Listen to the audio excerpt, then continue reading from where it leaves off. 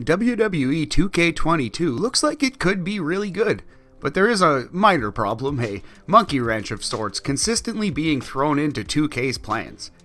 Vince McMahon just can't stop firing people.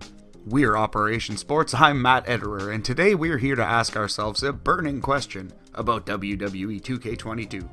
Will the 80 wrestlers that WWE have released so far in 2021 hurt the WWE 2K22 game in any way? On November 18th, 2021, 2K Sports released some information about their upcoming WWE game, largely confirming some things that we've already known for months.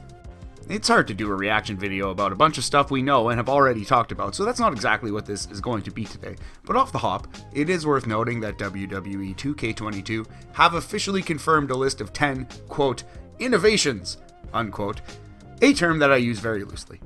Well, I guess 2K used it loosely. My point is, a lot of these are not in any way innovations, but that's fine.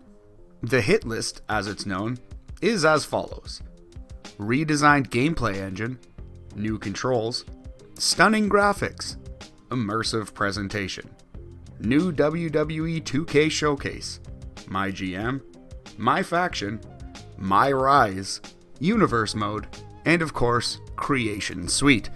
Longtime Operation Sports fans will note that we broke, quote, the story of my faction in my previous microtransactions video, a term I use again very loosely. We didn't break anything. I don't have industry sources. It was more of an educated guess. But this is the internet, so my official stance is that we broke the my faction story. Operation Sports forever. Like and subscribe and unfollow our enemies.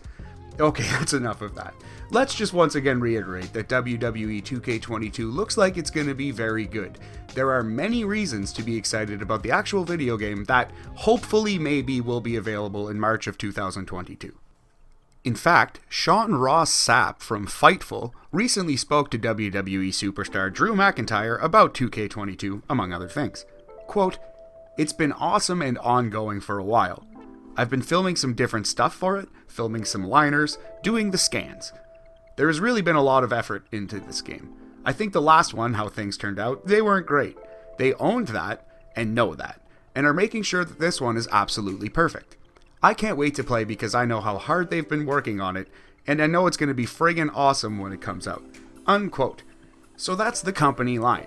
WWE and 2K both know that their last game was a total disaster, but they've worn it on their lapels. They're not running from it.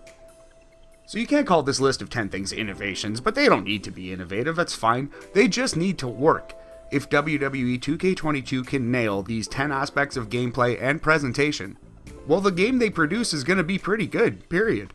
They've had a lot of time to nail this game down. It seems like they're doing the right things and saying the right things. I, for one, am very excited to see what it looks like. But there is that elephant in the room. This brings us to our burning question. Will the mass exodus of talent from WWE actually hurt 2K at all? Are you personally less apt to buy WWE 2K22, knowing that everybody but Roman Reigns might be fired at the drop of a dime? Do you even care about the roster at all if the game is good? Please feel free to sound off in the comments section below with your opinions. We'd love to hear from you. I think the fact that WWE is such a cold and ruthless company, it has not really proven to hurt their bottom line. While it might sound good to say fans will boycott WWE for any number of legitimate reasons, the fact is that WWE records massive profits every single quarter. And for the time being, wrestling fans are continuing to buy tickets and watch the shows. I think the same will be said for the video game. Especially now that 2K has figured out a way to load it full of microtransactions with my faction mode, I don't think this game is going away anytime soon. I don't think WWE's ruthless business practices will be a factor in any way, sadly perhaps. WWE has been fine, and I think WWE 2K will be fine.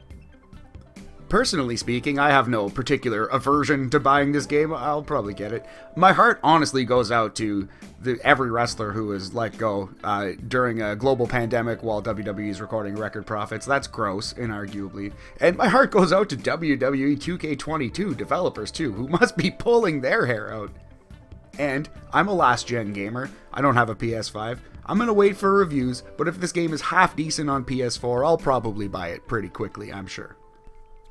that's going to do it for us today at Operation Sports. But again, we'd love to hear from you how you're feeling about this game. Be sure to like and subscribe. Keep it locked here for the best coverage and all of sports-based video gaming. We got Brian Unique Mazik, the gaming guru, the hardest working man in all of sports and video games, keeping us up to date on everything under the sun. We got Prince, he's the fight expert around here. He's talking some esports boxing club, might be talking the potential return of Fight Night to EA Sports. I make videos around here too every few weeks or so, usually top 5. Sometimes I like to dip my toes into the video essay waters, as you see here today. We also have a ton of great coverage on everything over at the main page, operationsports.com. That's the mothership. Check that out as well. And if you want to hear more of me, check out Sunday night's Main Event Radio.